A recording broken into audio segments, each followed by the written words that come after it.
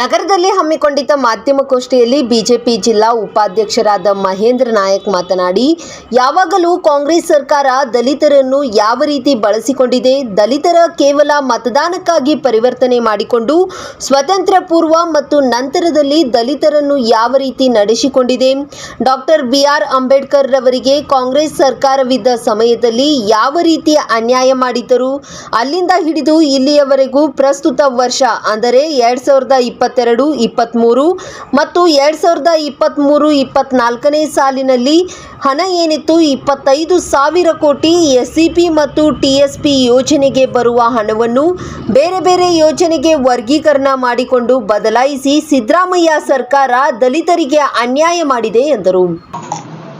ಯಾವಾಗಲೂ ಕಾಂಗ್ರೆಸ್ ಸರ್ಕಾರ ದಲಿತರನ್ನ ಯಾವ ರೀತಿ ಬಳಸ್ಕೊಂಡಿದೆ, ಯಾವ ರೀತಿ ದಲಿತರನ್ನ ಕೇವಲ ಮತ ಬ್ಯಾಂಕ್ಗಳಾಗಿ ಪರಿವರ್ತನೆ ಮಾಡಿಕೊಂಡು ಇಲ್ಲಿವರೆಗೆ ಸ್ವಾತಂತ್ರ್ಯ ಪೂರ್ವದಲ್ಲಿ ಮತ್ತು ಸ್ವಾತಂತ್ರ್ಯ ನಂತರದಲ್ಲಿ ದಲಿತರನ್ನ ಯಾವ ರೀತಿ ನಡೆಸ್ಕೊಂಡಿದೆ ಅನ್ನುವಂಥ ವಿಷಯಗಳನ್ನು ತಮ್ಮನ್ನ ಹೇಳ್ಕೊಡ್ಬೇಕಂತ ಕರೆಸಿದ್ದು.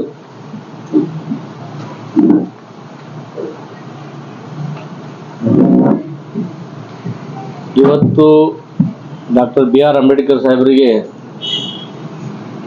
ಕಾಂಗ್ರೆಸ್ ಸರ್ಕಾರ ಇದ್ದ ಸಮಯದಲ್ಲಿ ಯಾವ ರೀತಿ ಅನ್ಯಾಯ ಮಾಡಿದರು, ಅಲ್ಲಿಂದ ಹಿಡಿದು ಇಲ್ಲಿಯವರೆಗೆ ಈಗ ಪ್ರಸ್ತುತ ವರ್ಷ ಅಂದರೆ 2022-23 ಮತ್ತು 23-24ನೇ ಸಾಲಿನಲ್ಲಿ ದಲಿತರ ಹಣ ಏನಿತ್ತು 25,000 ಕೋಟಿ ಹಣ ಎಸ್ಸಿಪಿ ಮತ್ತು ಟಿಎಸ್ಪಿ ಅಂತ ಏನು ಹೇಳ್ತೀವಿ, ಆ ಯೋಜನೆ ಅಡಿಯಲ್ಲಿ ಬರುವಂಥ ಹಣವನ್ನು ಬೇರೆ ಬೇರೆ ಯೋಜನೆಗಳಿಗೆ ವರ್ಗೀಕರಣ ಮಾಡಿಕೊಂಡು ವರ್ಗಾವಣೆ ಮಾಡಿ ದಲಿತರನ್ನ ಸಿದ್ದರಾಮಯ್ಯ ಸರ್ಕಾರ ದಲಿತರನ್ನ ಅನ್ಯಾಯ ಮಾಡಿದೆ ಅಂತ ನಾನು ಹೇಳಲು ಇಚ್ಛೆ ಪಡ್ತೀನಿ. ಯಾಕಂದ್ರೆ ಇವತ್ತು ನಾವು ನೋಡ್ರಿ, ವಿಶೇಷ ಘಟಕ ಯೋಜನೆ ಅಂತ ಹೇಳ್ತೀವಿ ಅದನ್ನು. ಎಸ್ಸಿಪಿ ಎಸ್ಟಿಪಿ ಅಂದ್ರೂ ವಿಶೇಷ ಘಟಕ ಯೋಜನೆ ಅಡಿಯಲ್ಲಿ ಏನೇ ಕಾಮಗಾರಿ ತಗೊಂಡ್ರೆ ಅದು ಎಸ್ಸಿಗಾಗಿರ್ಬೋದು, ಎಸ್ಟಿಗಾಗಿ ಸಮುದಾಯಗಳಿಗಾಗಿರ್ಬೋದು, ಆ ಸಮುದಾಯಗಳನ್ನು ಬಿಟ್ಟು ಬೇರೆ ಸಮುದಾಯಗಳಿಗೆ ತಗೊಳಕ್ ಬರಂಗಿಲ್ಲ ಅಂಥೇಳಿ ಕಾನೂನು ಇದ್ರೂ ಅದನ್ನು ತಿದ್ದುಪಡಿ ಮಾಡಿಕೊಂಡು ಇವತ್ತು ಪ್ರಶ್ನೆ ಕೇಳಿದ್ರೆ ಅದಕ್ಕೆ ಉಡಾಪೆ ಉತ್ತರ ಏನಪ್ಪ ನಮ್ಮ ಸಿದ್ದರಾಮಯ್ಯ ಸಾಹೇಬ್ರದಂದ್ರೆ, ಇಲ್ಲ ಅದರಲ್ಲಿ ನಾವು 5 ಯೋಜನೆಗಳು ಏನು ಕೊಟ್ಟಿದ್ದೀವಿ, ಅದರಲ್ಲಿ ಎಸ್ಟಿ ಜನರಿಗೆ ನಾವು ಅದರಿಂದ ಅಮೌಂಟ್ ಕೊಡ್ತೀವಿ ಅಂತ ಹೇಳ್ತಾರೆ. ಇದು ಎಷ್ಟರ ಮಟ್ಟಿಗೆ ಸೂಕ್ತ ಅಂತ. ಎಸ್ಸಿ ಮತ್ತು ಎಸ್ಟಿ ಜನಾಂಗಕ್ಕೆ ಮೀಸಲಿಟ್ಟಂಥ ಹಣವನ್ನು ತಮ್ಮ ಬೇರೆ ಬೇರೆ ಯೋಜನೆಗಳಿಗೆ ಹಣ ಕೊಟ್ಟು ನಮ್ಮ ಸಮುದಾಯಗಳಿಗೆ ಅನ್ಯಾಯ ಮಾಡ್ತಾ ಇದ್ದಾರೆ ಸಿದ್ದರಾಮಯ್ಯ ಅಂತ ಫಸ್ಟ್ ಆಗಿ ಹೇಳಕ್ಕೆ ಇಷ್ಟಪಡ್ತೀನಿ. ಇವತ್ತು 112 ಎಕರೆ ಜಮೀನು ಇಂದಿರಾ ಗಾಂಧಿ ಅವರ ಆಗಿರ್ಬೋದು, ರಾಜೀವ್ ಗಾಂಧಿ ಆಗಿರ್ಬೋದು, ನೆಹರು ಅವರ ಸಮಾಧಿಗೆ ಇಟ್ಕೊಂಡಂತ ದೆಹಲಿ ಒಳಗೆ 112 ಎಕರೆ ಜಮೀನು ಇಟ್ಕೊಂಡಿದ್ದಾರೆ. 1 ಗುಂಟೆ ಜಾಗನೂ ಬಾಬಾ ಸಾಹೇಬ್ ಅಂಬೇಡ್ಕರ್ ಅವರ ನಿಧನ ಆದಾಗ ಅವರಿಗೆ ಒಂದು ಗುಂಟೆ ಜಾಗನೂ ಕೊಡಕ್ಕೆ ಯೋಗ್ಯತೆ ಇಲ್ಲ ಅಂತ ಸರ್ಕಾರ ಕಾಂಗ್ರೆಸ್ ಸರ್ಕಾರವಾಗಿದೆ. ಮಾತೆತ್ತಿದ್ರೆ ನಾವು ದಲಿತರ ಪರವಾಗಿದ್ದೀವಿ, ನಾವು ದಲಿತರ ಜೊತೆನೇ ಇದ್ದೀವಿ, ನಾವು ಅಲ್ಪಸಂಖ್ಯಾತರ ಜೊತೆ ಇದ್ದೀವಿ. ಇಲ್ಲಿ ಸಾಕಷ್ಟು ನೀವು ನೋಡ್ರಿ, ನಮ್ಮ ಭಾರತೀಯ ಜನತಾ ಪಕ್ಷ ಮೋದಿ ಸರ್ಕಾರ ಬಂದ ನಂತರ ಮೋದಿಜಿಯವರು ರಾಷ್ಟ್ರಪತಿ ಆಯಿತು, 2ನೇ ಟೈಮ್ ರಾಷ್ಟ್ರಪತಿನೂ ದಲಿತ ಸಮುದಾಯಕ್ಕೆ ಕೊಟ್ಟು ನಮ್ಮ ದಲಿತರ ಮೇಲಿದ್ದಂಥ ಪ್ರೀತಿಯನ್ನು ಮತ್ತಷ್ಟು ಹೆಚ್ಚಿಗೆ ಮಾಡಿದ್ದಾರೆ. ಎಲ್ಲರಿಗೂ ಗೊತ್ತಿದ್ದ ವಿಷಯ ಇದು. ಸಾಕಷ್ಟು ವಿಷಯಗಳಲ್ಲಿ ಭಾರತೀಯ ಜನತಾ ಪಕ್ಷ ಇವತ್ತು ಬೇರೆ ಬೇರೆ ಕಮ್ಯುನಿಟಿದಲ್ಲಿ ಇವತ್ತು ನಮ್ಮ ಬಂಜಾರ ಸಮಾಜಕ್ಕೆ ಹಿಡಿದು ನಮ್ಮ ಬಹುದಿನಗಳ ಕನಸಾಗಿತ್ತದು ಏನು, ನಮ್ಮ ತಾಂಡ ಕಂದಾಯ ಗ್ರಾಮ ಆಗಬೇಕು. ಯಾಕಂದ್ರೆ ಇವತ್ತಿನ ತನಕ ನಾವು ಯಾರಲ್ಲಿ ನಮ್ಮ ಸಮಾಜ ನಾವು ಯಾರ ಹೊಲದಲ್ಲಿ ಬದುಕ್ತಾ ಇದ್ದೀವಿ ಅಥವಾ ಯಾರ ಆಸ್ತಿ ಅಂತ ಗೊತ್ತಿರೋದು ನಮಗೆ. 100 ವರ್ಷಗಳ ಕನಸಿತ್ತು ಏನು, ಕಂದಾಯ ಗ್ರಾಮ ಆದ್ರೆ ಅಟ್ಲೀಸ್ಟ್ ನಾವು ಮನೆ ಕಟ್ಕೊಳಕ್ಕೆ ಯಾವುದೇ ಬ್ಯಾಂಕಿಗೆ ಹೋದ್ರೆ ನಮಗೆ ಉತ್ತಾರಿ ಕೇಳ್ತಾರೆ, ಉತ್ತಾರಿನೇ ಇರಲಿಲ್ಲ. ಪಂಚಾಯತಿ ಉತ್ತಾರಿ ಮೇಲೆ ಎಲ್ಲಿನೂ ಲೋನ್ ಕೊಡಲ್ಲ, ನಿಮಗೂ ಗೊತ್ತಿದೆ. ಸೊ ಕಂದಾಯ ಗ್ರಾಮ ಅಂತೇಳಿ ಆದಾಗ ನಮಗೆ ಉತ್ತಾರಿ ಇಲ್ಲ ಅಂದ್ರೆ, ಕಂದಾಯ ಗ್ರಾಮ ಇಲ್ಲ ಅಂದ್ರೆ ಉತ್ತಾರಿ ಸಿಗ್ತಿರ್ಲಿಲ್ಲ, ಲೋನ್ ಆಗ್ತಿರ್ಲಿಲ್ಲ. ಇವತ್ತು ನಮ್ಮ ಕಂದಾಯ ಗ್ರಾಮ ಅಂತೇಳಿ ಮಾಡಿದ್ದಾರೆ. ಮೋದಿಜಿಯವರು 50,000 to 60,000 ಫಲಾನುಭವಿಗಳಿಗೆ ಒಂದೇ ಒಂದು ವೇದಿಕೆ ಮೇಲೆ ಏನು ಕಂದಾಯ ಗ್ರಾಮ ಮಾಡಿದ್ರು, ಆ ಫಲಾನುಭವಿಗಳಿಗೆ ಅವತ್ತು ಅವರ ಹಕ್ಕುಪತ್ರನ ವಿತರಣೆ ಮಾಡುವಂಥ ಕಾರ್ಯ ಮಾಡಿದ್ದು ಇದು ಇತಿಹಾಸದಲ್ಲಿ ಮೊದಲನೇದಂತ ನಾನು ಹೇಳಕ್ಕೆ ಬಯಸ್ತೀನಿ. ಎರಡನೇದು, ಮಾನ್ಯ ಯಡಿಯೂರಪ್ಪನವರ ಏನು ಅವಧಿಯಲ್ಲಿ ಈಗ ಸಾಕಷ್ಟು ನಿಗಮಗಳನ್ನು ಮಾಡಿದ್ರು. ಅದರ ಜೊತೆ ಬಂಜಾರ ಅಭಿವೃದ್ಧಿ, ಮೊದಲು ಅಂಬೇಡ್ಕರ್ ನಿಗಮ ಒಂದೇ ಇತ್ತು, ಅದರ ನಂತರ ಬಂಜಾರ ಅಭಿವೃದ್ಧಿ ನಿಗಮ ಆಯಿತು, ಆಮೇಲೆ ವಾಲ್ಮೀಕಿ ನಿಗಮ ಆಯಿತು, ಆಮೇಲೆ ಭೋವಿ ನಿಗಮ ಆಯಿತು. ಇಷ್ಟೆಲ್ಲ ಮಾಡಿ ನಾನು ಫಸ್ಟ್ ಆಗಿ ಹೇಳಕ್ಕೆ ಇಷ್ಟಪಡ್ತೀನಿ ಕಾಂಗ್ರೆಸ್ದವರಿಗೆ ಏನಾದರೂ ನೈತಿಕತೆ ಇದೆ, ನಾವು ದಲಿತರಿಗೆ ನಾವು ಅವರಿಗೆ ಗೌರವಿಸ್ತೀವಿ, ಅವರನ್ನು ಏನಾದರೂ ಅಭಿವೃದ್ಧಿ ಮಾಡ್ತೀವಿ ಅಂತಂದರೆ ಈ ಒಂದು ವರ್ಷ ಕಾಂಗ್ರೆಸ್ ಸರ್ಕಾರ ಬಂದು ಒಂದು ವರ್ಷ ಪೂರ್ಣ ಆಗಕ್ಕೆ ಬಂತು. ಇದರಲ್ಲಿ ಯಾವ್ಯಾವ ಯೋಜನೆಗಳು ಸರ್ಕಾರದಿಂದ ನಮ್ಮ SC ST ಜನರಿಗೆ ಎಷ್ಟು ಎಕರೆ ಅಟ್ಲೀಸ್ಟ್ 1 ಎಕರೆ ಆದರೂ ಜಮೀನು ಖರೀದಿ ಮಾಡಿಕೊಟ್ಟಿದ್ದಾರೆ ಅಂತೇಳಿ ನಾನು ಫಸ್ಟ್ ಆಗಿ ಕೇಳಕ್ಕೆ ಇಷ್ಟಪಡ್ತೀನಿ.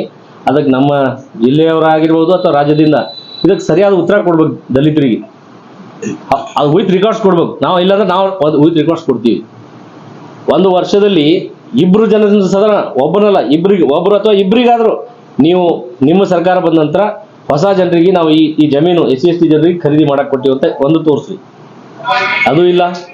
ಎರಡನೇದು ಇದ್ದಂಥ ನಮ್ಮ ಸಮುದಾಯಗಳಿಗೆ ಬರುವಂಥ ಹಣನ್ನೇ ದುರ್ಬಳಕೆ ಮಾಡಿಕೊಂಡು ಅದನ್ನು ಬೇರೆ ಯೋಜನೆಗಳಿಗೆ ಹಾಕಿದ್ರಿ. ಅದನ್ನು ಬಿಟ್ಟ ನಂತರ ಮತ್ತೆ ನಮ್ಮ ಎಲ್ಲ ನಿಗಮಗಳಿಗೆ, ನಮ್ಮ ಮಂಜರಾ ನಿಗಮ ಆಗಿರ್ಬೋದು, ಭೋಯಿ ನಿಗಮ ಆಗಿರ್ಬೋದು, ಅಂಬೇಡ್ಕರ್ ನಿಗಮ ಪ್ರತಿ ಸಲ ಏನಾಗಬೇಕಂದ್ರೆ ಆಗ್ತಿತ್ತಂದ್ರೆ ಲಾಸ್ಟ್ ನಮ್ಮ BJP ಸರ್ಕಾರ ಇದ್ದಾಗ ಒಬ್ಬ MLA ಗೆ 35-40 ಹೆಚ್ಚುವರಿ ಯಾರು ಬೇಕು ಅವ್ರು ಹೋಗಿ ಮತ್ತೆ 20-30 ಅಂದ್ರೆ 70, 80, 90, 100 ತನ 120 ಜನರ ತನ ಬೋರ್ವೆಲ್ಗಳು ತಂದಿದ್ದಾರೆ ವೈಯಕ್ತಿಕ ಗಂಗಾ ಕಲ್ಯಾಣ ಯೋಜನೆಯಲ್ಲಿ. ಇವತ್ತು MLA ಗಳು ಯಾರಿದ್ದಾರೆ ಕಾಂಗ್ರೆಸ್ದವ್ರಿಗೆ ಹೋಗಿ ಕೇಳಿದ್ರೆ ಅವ್ರಿಗೆ ಎಷ್ಟು ಟಾರ್ಗೆಟ್ ಕೊಟ್ಟಿದ್ದಾರೆ? 3 ಅಥವಾ 4. 10 ಮೇಲಂತರೂ ಒಬ್ಬ ಕಾಂಗ್ರೆಸ್ MLA ಯಾಕೆ ಮಿನಿಸ್ಟ್ರಿಗೂ ಕೊಟ್ಟಿಲ್ಲ ಅಂತ ನಾನು ಭಾವಿಸ್ತೀನಿ. ಇದು ಒಬ್ಬ ಸಾಮಾನ್ಯ MLA 100 ಬೋರ್ಗಳನ್ನ ವೈಯಕ್ತಿಕವಾದಂಥ ಬೋರ್ಗಳನ್ನ ಏನು ಕೊಡಿಸ್ಕೊಡ್ತಿದ್ರು SC ST ಜನಾಂಗಕ್ಕೆ, ಏನು ಸಣ್ಣ ರೈತರು ಅಂತ ಹೇಳ್ತೀವಿ ಅಂತವ್ರಿಗೆ, ಇವತ್ತು ಈ ಸರ್ಕಾರ 10 ಮೇಲೆ ಯಾರಿಗಾದ್ರೆ ಟಾರ್ಗೆಟ್ ಇವ್ರು ಕೊಟ್ಟಿದ್ದೇ 4-5 ಕೊಟ್ಟಿದ್ದಾರೆ ಟಾರ್ಗೆಟ್. ಜನ ಈಗ ಅರ್ಜಿ ನೋಡ್ರಿ, ಒಂದು ತಾಲೂಕು ಒಳಗೆ ಒಬ್ಬ MLA ಅಂದ್ರೆ ಒಂದು 500, 1000 ಅರ್ಜಿ ಬಂದಿರ್ತಾವ. ಇವ್ರು ಕೊಡು ಅನುದಾನ 2 ಬೋರ್ವೆಲಿಗೆ ಅಥವಾ 3 ಬೋರ್ವೆಲಿಗೆ ಆದಷ್ಟು ಕೊಟ್ಟಾಗ ಅಲ್ಲಿ ಸಂಬಂಧಪಟ್ಟಂತ MLA ಗಳು ಯಾರಿಗಂತ ಅವರು ಶಿಫಾರಸು ಮಾಡಬೇಕು? ಒಬ್ಬರನ್ನ ಶಿಫಾರಸು ಮಾಡಿದ್ರೆ ಅಲ್ಲಿ 400 ಮಂದಿ ಬೈತಾರೆ ಅವ್ರಿಗೆ. ಇಲ್ಲಪ್ಪ ಈ ಸಲ 100 ಮಾಡೀನಿ, ಮುಂದಿನ ಸಲ 100 ಮಾಡ್ತೀನಿ ಅನ್ನೋ ಪ್ರಶ್ನೆನೇ ಇಲ್ಲ ಅಲ್ಲಿ. ಯಾಕಂದ್ರೆ ಇರೋದೇ 3 ಅದಾವು. ಅವು 3 ಕೊಡ್ಲಾರ್ದಂಥ ಪರಿಸ್ಥಿತಿ ಅದಾವ. ಸಾಕಷ್ಟು ಭಾರತೀಯ ಜನತಾ ಪಕ್ಷದ MLA ಗಳು ಲೆಟರ್ ಬರ್ದಾರೆ, ಸರ್ ದಯಮಾಡಿ ಮಾನ್ಯ ಮುಖ್ಯಮಂತ್ರಿಗಳೇ ನೀವು ಕೊಟ್ಟಂತ ಈ 3 ಬೋರ್ವೆಲ್ ಏನಂದಲ್ಲ ಇದನ್ನ ವಾಪಸ್ ನೀವೇ ವಿಡ್ರಾಲ್ ಮಾಡ್ಕೋರಿ, ನೀವು ಬೇಕಾದವ್ರಿಗೆ ಕೊಟ್ಬಿಡ್ರಿ, ನಮಗೆ ಕೊಡಬೇಡ್ರಿ. ಯಾಕಂದ್ರೆ ನಾವಿಲ್ಲಿ 3 ಜನರಿಗೆ ಕೊಡೋದ್ರಿಂದ ಇನ್ನು 300 ಜನ ನಮಗೆ ಮನೆ ಮುಂದೆ ಗಲಾಟೆ ಮಾಡುವಂಥ ಪರಿಸ್ಥಿತಿ ಅದ. ಸೊ ಹಾಗಾಗಿ ಸಾಕಷ್ಟು ಭಾರತೀಯ ಜನತಾ ಪಕ್ಷದ ಏನು ಕಾರ್ಯಗಳು ಇದ್ದು, ಇವತ್ತು ಹಾಸ್ಟೆಲ್ ತಗೊಳ್ರಿ, ಮೊರಾರ್ಜಿ ದೇಸಾಯಿ ಹಾಸ್ಟೆಲ್ಗಳಿಗೆ ಭಾರತೀಯ ಜನತಾ ಪಕ್ಷದ ಸರ್ಕಾರ ಇದ್ದಾಗ 500 ಕೋಟಿ ರೂಪಾಯಿಗಳನ್ನ ಕೊಟ್ಟಿದ್ದಾರೆ ಹಾಸ್ಟೆಲ್ಗಳ ಅಭಿವೃದ್ಧಿಗೆ ಮತ್ತು ಹೊಸ ಹಾಸ್ಟೆಲ್ಗಳಿಗೆ. ಇವತ್ತು ನೀವು ಒಂದು ವರ್ಷದ ಸರ್ಕಾರದಲ್ಲಿ ಹೇಳ್ರಿ, ಮೊರಾರ್ಜಿ ದೇಸಾಯಿ ಸ್ಕೂಲಿಗೆ ನೀವು ಎಷ್ಟು ಕೊಟ್ಟಿದ್ದೀರಿ ಹಣ ಅಂತೇಳಿ? 100 ರೂಪಾಯಿ ಕೊಟ್ಟಿದ್ರು, ಏನು 10,000 ಕೊಟ್ಟಿದ್ರು? ನಿಮ್ಮ ಯೋಜನೆಗಳು, ನೀವು ಹೊಸ ಯೋಜನೆಗಳು ಮಾಡಿದಕ್ಕೆ ನಮ್ಗೇನು ತಕರಾರಿಲ್ಲ. ನೀವು ಸರ್ಕಾರದ ಎಲ್ಲ ಸಾಲಗಳನ್ನು ಮಾಡಿಕೊಂಡು ಬೇರೆ ಬೇರೆ ಯೋಜನೆಗಳನ್ನ ನೀವು ಯೂಸ್ ಮಾಡ್ಕೋತೀರಾ, ಅದು ನಿಮ್ಮ ಕೆಪಾಸಿಟಿ. ಅದು ನೀವು ಸಂಗ್ರಹಣೆ ಮಾಡ್ಕೊಳ್ಳೋದು ಯಾವ ರೀತಿ ಅಂತ ನೀವು ಮೊದಲು ವಿಚಾರ ಮಾಡ್ಕೊಂಡು ಎಲ್ಲ ನೀವು ಘೋಷಣೆ ಮಾಡಬೇಕಾಗಿತ್ತು. ನಾವು ಯೋಜನೆಗಳು ಘೋಷಣೆ ಮಾಡಿ ಅಂತ ಹೇಳಿ ನಮಗೆ ಇಲ್ಲಿ ದುಡ್ಡು ಸಾಲ್ತಾ ಇಲ್ಲ ಅಂತ ಹೇಳಿ ನೀವು ದಲಿತರ ಹಣನ ಯಾಕೆ ದುರ್ಬಳಕೆ ಮಾಡ್ಕೊತಾ ಇದ್ರೆ ಅಂತ ನನ್ನ ಪ್ರಶ್ನೆ ಅಷ್ಟೇ. ಈಗ ಇಲ್ಲಿವರೆಗೆ ಈ ಒಂದು ವರ್ಷದಲ್ಲಿ ಒಂದು SC ST ಹಾಸ್ಟೆಲ್ಗಳಿಗೆ ಸರಿಯಾಗಿ ಅನುದಾನ ಬರ್ತಾ ಇಲ್ಲ, ಬೋರ್ವೆಲ್ಗಳು ವೈಯಕ್ತಿಕವಾದಂಥ ಸಾಲ ಸಿಗ್ತಾ ಇಲ್ಲ. ಮಾತು ಎತ್ತಿದ್ರೆ ಸುಳ್ಳು. ಮೊನ್ನೆ ಒಂದು 2 ತಿಂಗಳ ಹಿಂದೆನೇ ಸಮಾವೇಶ ಮಾಡಿದರು ಏನಂತಲ್ಲ ಚಿತ್ರದುರ್ಗದಲ್ಲಿ. ಇವೆಲ್ಲ ಸುಳ್ಳು ಸಮಾವೇಶಗಳು ಮಾಡಿ ಸುಳ್ಳು ಜನರಿಗೆ ಹಾದಿ ತರಿಸುವಂಥ ಕೆಲಸ ಮಾಡಬಾರ್ದು. ದಲಿತರು ಎಚ್ಚೆತ್ತಾರ. ಈ ಮೊದಲಿನ ಥರ ಏನು ಅಷ್ಟು ಹಿಂದೆ ಉಳಿದಿಲ್ಲ ದಲಿತರು. ಸಾಕಷ್ಟು ಜನ ಏನು ಶೈಕ್ಷಣಿಕವಾಗಿ ಮುಂದುವರೆದಾರ. ನೀವು ಮಾಡುವಂಥ ಕಾರ್ಯಗಳು ಪ್ರತಿನಿತ್ಯ ನೋಡ್ತಾ ಇದ್ದಾರೆ, ಆಲೋಗ್ತಾ ಇದ್ದಾರೆ. ಈ ಬರುವಂಥ ಚುನಾವಣೆ ಒಳಗೆ ನಿಮಗೆ ಸರಿಯಾದ ಪಾಠ ಕಲಿಸ್ತಾರಂತ ಹೇಳಕ್ ಇಷ್ಟಪಡ್ತೀನಿ. ಸರ್, ಈಗ ಅಂಬೇಡ್ಕರ್ ಕಾಂಗ್ರೆಸ್ನಿಂದ